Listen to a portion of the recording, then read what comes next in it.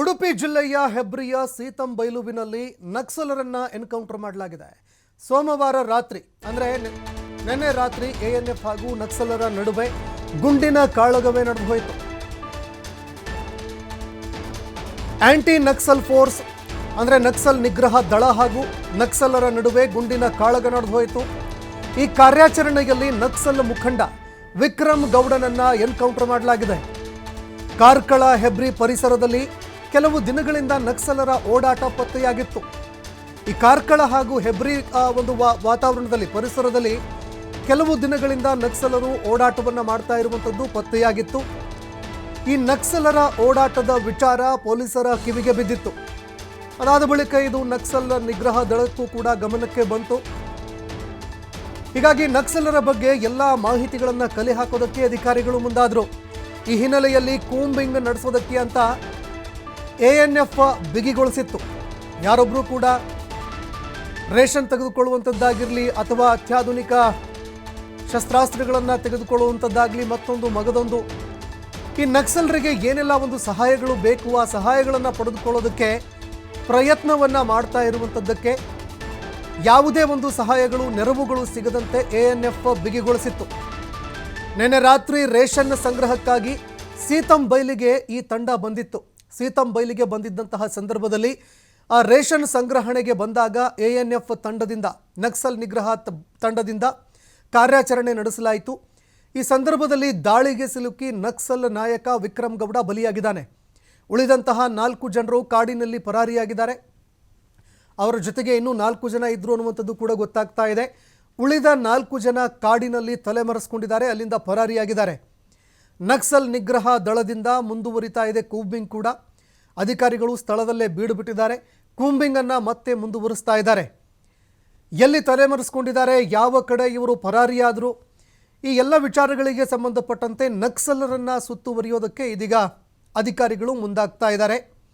ವಿಕ್ರಮ್ ಗೌಡ ನಕ್ಸಲ್ ಮುಖಂಡನಾಗಿ ಗುರುತಿಸಿಕೊಂಡಿದ್ದ. ಅಷ್ಟೇ ಅಲ್ಲದೆ ನಿರಂತರವಾಗಿ ನಕ್ಸಲ್ ಚಟುವಟಿಕೆಗಳಲ್ಲಿ ಈತ ತೊಡಗಿದ್ದ.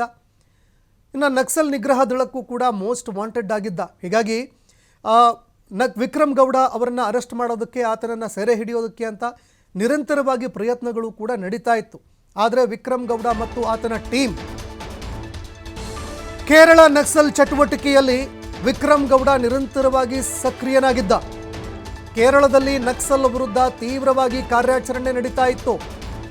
ಇನ್ನು ಕೇರಳದಲ್ಲಿ ನಕ್ಸಲರ ವಿರುದ್ಧ ತೀವ್ರ ಕಾರ್ಯಾಚರಣೆ ನಡೆಸಲಾಯಿತು. ಯಾವಾಗ ಈ ಒಂದು ಕಾರ್ಯಾಚರಣೆ ನಡೀತು, ಇದರ ಬೆನ್ನಲ್ಲೇ ಕರ್ನಾಟಕದ ಪಶ್ಚಿಮ ಘಟ್ಟದ ತಪ್ಪಲಿಗೆ ನಕ್ಸಲರು ವಲಸೆ ಬಂದಿದ್ರು. ಈ ಎಲ್ಲ ನಕ್ಸಲರು ಕೂಡ ಪಶ್ಚಿಮ ಘಟ್ಟದ ತಪ್ಪಲಿಗೆ ಅಲ್ಲಿಂದ ವಲಸೆ ಬರ್ತಾರೆ. ಯಾವಾಗ ಕೇರಳದಲ್ಲಿ ನಕ್ಸಲ ನಿಗ್ರಹ ದಳಗಳು ನಕ್ಸಲರನ್ನ ಮಟ್ಟ ಹಾಕೋದಕ್ಕೆ ಮುಂದಾಯಿತು, ಅಲ್ಲಿಂದ ತಲೆಮರೆಸ್ಕೊಂಡು ಕರ್ನಾಟಕದ ಪಶ್ಚಿಮ ಘಟ್ಟದ ತಪ್ಪಲಿಗೆ ಇವರೆಲ್ಲರೂ ಕೂಡ ಬರ್ತಾರೆ. ದಕ್ಷಿಣ ಕನ್ನಡ ಹಾಗೂ ಉಡುಪಿ ಜಿಲ್ಲೆಯಲ್ಲಿ ನಕ್ಸಲರು ಓಡಾಟವನ್ನು ಕೂಡ ಆರಂಭಿಸಿದ್ರು. ಕೆಲವು ದಿನಗಳ ಹಿಂದೆ ಚಿಕ್ಕಮಗಳೂರು ಜಿಲ್ಲೆಯಲ್ಲಿ ನಕ್ಸಲರ ಓಡಾಟ ಕಂಡು ಬಂದಿತ್ತು.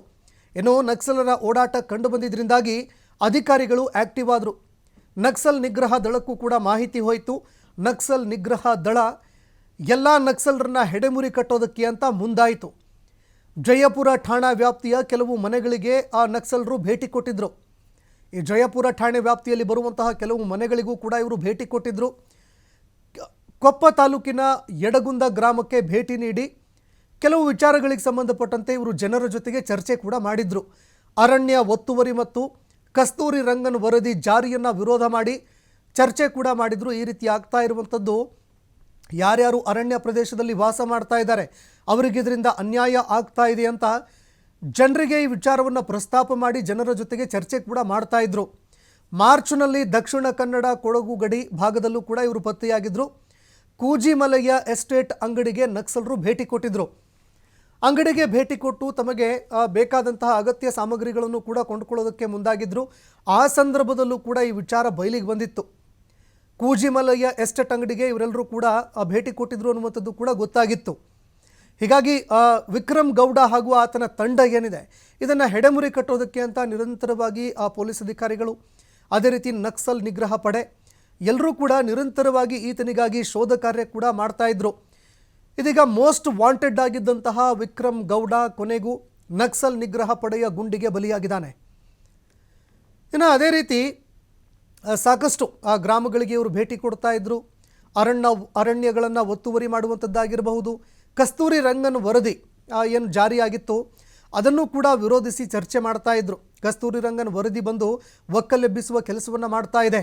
ಕಾಡಂಚಿನಲ್ಲಿ ಯಾರ್ಯಾರು ಕಾಡಂಚಿನಲ್ಲಿ ಕಾಡನ್ನು ನಂಬಿ ಬದುಕ್ತಾ ಇದ್ದಾರೆ ಅವರನ್ನು ಒಕ್ಕಲೆಬ್ಬಿಸುವಂತಹ ಕೆಲಸ ಆಗ್ತಾ ಇದೆಯಂತ ಜನರ ತಲೆಗೆ ತುಂಬುವಂತಹ ಕೆಲಸವನ್ನು ಕೂಡ ಇವರು ಮಾಡ್ತಾ ಇದ್ರು. ಕೆಲವೊಂದು ಭಾಗದಲ್ಲಿ ಇವರು ಮಾತನಾಡಿರುವಂಥದ್ದು, ಎಲ್ಲೆಲ್ಲಿ ಭೇಟಿ ಕೊಟ್ಟಿದ್ರು ಎಲ್ಲ ಕಡೆಗಳಲ್ಲೂ ಕೂಡ ಮಾಹಿತಿಗಳು ಲಭ್ಯವಾಗ್ತಾ ಇತ್ತು. ಅಂದರೆ ವಿಕ್ರಮ್ ಗೌಡನನ್ನು ಹೆಜ್ಜೆ ಹೆಜ್ಜೆಗೂ ಕೂಡ ನಕ್ಸಲ್ ನಿಗ್ರಹ ಪಡೆ ಆತನ ಬೆನ್ನಟ್ಟಿತ್ತು. ದಕ್ಷಿಣ ಕನ್ನಡ ಕೊಡಗು ಗಡಿ ಭಾಗದಲ್ಲೂ ಕೂಡ ಈತ ಪತ್ತೆಯಾಗಿದ್ದ. ಕೂಜಿಮಲಯ್ಯ ಎಸ್ಟೇಟ್ ಅಂಗಡಿಗೂ ಕೂಡ ನಕ್ಸಲರು ಭೇಟಿ ಕೊಟ್ಟಿರುವಂಥದ್ದು ಗೊತ್ತಾಗಿತ್ತು. ಇನ್ನು ವಿಕ್ರಮ್ ಗೌಡ ಮೋಸ್ಟ್ ವಾಂಟೆಡ್ ಆಗಿದ್ದ. ಈ ವಿಕ್ರಮ್ ಗೌಡ ಯಾರು ಏನು ಎತ್ತ ಅಂತ ನೋಡೋದಾದರೆ ಆತನ ಮಾಹಿತಿಗಳನ್ನು ಕೂಡ ಕಲೆ ಹಾಕಿದ್ದಾರೆ. ಹೆಬ್ರಿ ತಾಲೂಕಿನ ಕುಡ್ಲನಾಡು ಈ ಗ್ರಾಮದ ವಿಕ್ರಮ್ ಗೌಡ ನಕ್ಸಲನಾಗಿ ಬದಲಾವಣೆ ಆಗಿದ್ದ. ಕರ್ನಾಟಕ ಅಲ್ಲದೆ ಕೇರಳ, ತಮಿಳುನಾಡಿನಲ್ಲೂ ಕೂಡ ಈತನ ಉಪಟಳ ತೀವ್ರವಾಗಿತ್ತು. ಬರೀ ಕರ್ನಾಟಕ ಮಾತ್ರ ಅಲ್ಲ, ಕೇರಳದಲ್ಲೂ ಕೂಡ ಈತ ನಕ್ಸಲ್ನಾಗಿ ಗುರುತಿಸಿಕೊಂಡಿದ್ದ. ತಮಿಳುನಾಡಿನಲ್ಲೂ ಕೂಡ ಈತ ನಕ್ಸಲ್ ನಿಗ್ರಹ ಪಡೆಗಳಿಗೆ ಬೇಕಾಗಿದ್ದ. ಇನ್ನು ಈತನನ್ನು ಹೆಡೆಮುರಿ ಕಟ್ಟೋದಕ್ಕೆ ಕೇವಲ ಕರ್ನಾಟಕ ಮಾತ್ರ ಅಲ್ಲ, ಕೇರಳ, ತಮಿಳುನಾಡಿನಲ್ಲೂ ಕೂಡ ಕಾರ್ಯಾಚರಣೆಗಳು ನಡೀತಾ ಇತ್ತು. ಹೆಬ್ರಿ ತಾಲೂಕಿನ ಕುಡ್ಲನಾಡು ಗ್ರಾಮದ ವಿಕ್ರಮ್ ಗೌಡನನ್ನು ಇದೀಗ ಅಧಿಕಾರಿಗಳು ಎನ್ಕೌಂಟರ್ ಮಾಡಿದ್ದಾರೆ. ಕರ್ನಾಟಕ ಅಲ್ಲದೆ ಕೇರಳ, ತಮಿಳುನಾಡಿನಲ್ಲೂ ಕೂಡ ಈ ನಕ್ಸಲ್ ಕಾಣಿಸ್ಕೊಂಡಿದ್ದ ಅನ್ನುವಂಥದ್ದು ಗೊತ್ತಾಗ್ತಾ ಇದೆ. 3 ಬಾರಿ ಕರ್ನಾಟಕ ಪೊಲೀಸರಿಗೆ ಚೊಳ್ಳೆ ಹಣ್ಣನ್ನು ತಿಳಿಸಿ ಈತ ಅಲ್ಲಿಂದ ಪರಾರಿಯಾಗಿದ್ದ. 2016ರಲ್ಲಿ ಕೇರಳದಲ್ಲಿ ನಕ್ಸಲ್ ನಿಗ್ರಹ ಮೇಲೆ ದಾಳಿ ಕೂಡ ಆಗಿತ್ತು. ನಿಲಂಬೂರು ಅರಣ್ಯದಲ್ಲಿ ನಡೆದಿತ್ತು ಗುಂಡಿನ ಚಕಮಕಿ. ಅದರಲ್ಲಿ 2 ಬಲಿಯಾಗಿದ್ದರು. ವಿಕ್ರಮ್ ಗೌಡ ಮತ್ತು ಇತರರು ಆ 2ರನ್ನು ಬಲಿ ಪಡೆದುಕೊಂಡು ಅಲ್ಲಿಂದ ಪರಾರಿಯಾಗಿದ್ದರು. ಕಳೆದ 20 ವರ್ಷಗಳಿಂದ ನಕ್ಸಲ್ ಚಟುವಟಿಕೆಗಳಲ್ಲಿ ಈತ ಭಾಗಿಯಾಗಿದ್ದಾನೆ. ಸರಿಸುಮಾರು 20 ವರ್ಷ ಆಯಿತು. 20 ವರ್ಷಗಳಿಂದ ಈತ ನಿರಂತರವಾಗಿ ನಕ್ಸಲ್ ಚಟುವಟಿಕೆಗಳಲ್ಲಿ ಭಾಗಿಯಾಗಿದ್ದಾನೆ. ನಕ್ಸಲರನ್ನು ಮುಖ್ಯವಾಹಿನಿಗೆ ತರೋದಕ್ಕೆ ಅಂತ ಗೌರಿ ಲಂಕೇಶ್ ಅವರು ಯತ್ನ ಕೂಡ ಮಾಡಿದರು. ಇದೇ ಕಾರಣಕ್ಕೆ ಗೌರಿ ಲಂಕೇಶ್ ಅವರನ್ನು ಆಕ್ಷೇಪ ಕೂಡ ಮಾಡ್ತಾ ಇದ್ದ. ನಕ್ಸಲರನ್ನು ಇವರು ನಕ್ಸಲಿಸಮನ್ನು ಬಿಡಿಸಿ ಮುಖ್ಯವಾಹಿನಿಗೆ ತರ್ತಾ ಇದ್ದಾರೆ, ಆ ನಕ್ಸಲಿಸಮಿಂದ ಅವ್ರನ್ನ ಹೊರಗಡೆ ತಂದು ಜೀವನ ರೂಪಿಸಿಕೊಡ್ತಾ ಇದ್ದಾರೆ ಅಂತ ಆಕ್ಷೇಪ ಕೂಡ ವ್ಯಕ್ತಪಡಿಸ್ತಾ ಇದ್ದ. ಗೌರಿ ಲಂಕೇಶ್ ಹತ್ಯೆ ಆದಾಗ ಈ ನಕ್ಸಲರ ಮೇಲೆ ಅನುಮಾನ ಕೂಡ ಬಂದಿತ್ತು. ಯಾಕಂದರೆ ಇವರು ಗೌರಿ ಲಂಕೇಶ್ ಅವರ ಮೇಲೆ ಸಿಟ್ಟನ್ನು ಕೂಡ ಹೊಂದಿದ್ರು.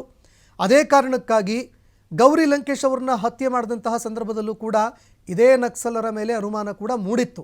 ಈ ಕುರಿತು ತನಿಖೆಯನ್ನು ಕೂಡ SIT ಟೀಮ್ ಮಾಡಿತ್ತು. ಆದರೆ ಕೊನೆಗೆ ಈ ವಿಚಾರಕ್ಕೆ ಸಂಬಂಧಪಟ್ಟಂತೆ ಬೇರೆಯವರು ಹತ್ಯೆ ಮಾಡಿದ್ದು ಕೂಡ ಬೆಳಕಿಗೆ ಬರುತ್ತೆ. ಆದರೆ ವಿಕ್ರಮ್ ಗೌಡ ಸರಿಸುಮಾರು 20 ವರ್ಷಗಳಿಂದ ನಕ್ಸಲನಾಗಿ ಕೆಲಸವನ್ನು ಮಾಡ್ತಾ ಇದ್ದ. ನಕ್ಸಲನಾಗಿ ನಕ್ಸಲ್ ಚಟುವಟಿಕೆಗಳನ್ನು ಮಾಡ್ತಾ ಇದ್ದ. 20 ವರ್ಷಗಳಿಂದ ಪೊಲೀಸರಿಗೂ ಹಾಗೆ ನಕ್ಸಲ್ ನಿಗ್ರಹ ದಳ ಎರಡಕ್ಕೂ ಕೂಡ ಮೋಸ್ಟ್ ವಾಂಟೆಡ್ ಆಗಿದ್ದ. ಇದೀಗ ಕೊನೆಗೂ ವಿಕ್ರಮ್ ಗೌಡನನ್ನು ಬೇಟೆಯಾಡುವಲ್ಲಿ ಇದೀಗ ನಕ್ಸಲ್ ನಿಗ್ರಹ ಪಡೆ ಯಶಸ್ವಿಯಾಗಿದೆ. ಹೆಬ್ರಿ ತಾಲೂಕಿನ ಕುಡ್ಲನಾಡು ಗ್ರಾಮದ ವಿಕ್ರಮ್ ಗೌಡ ಆತನ ಒಂದು ಇತಿಹಾಸವನ್ನು ನೋಡ್ತಾ ಹೋದಾಗ ಅನೇಕ ವಿಚಾರಗಳು ಬೆಳಕಿಗೆ ಬರುತ್ತೆ.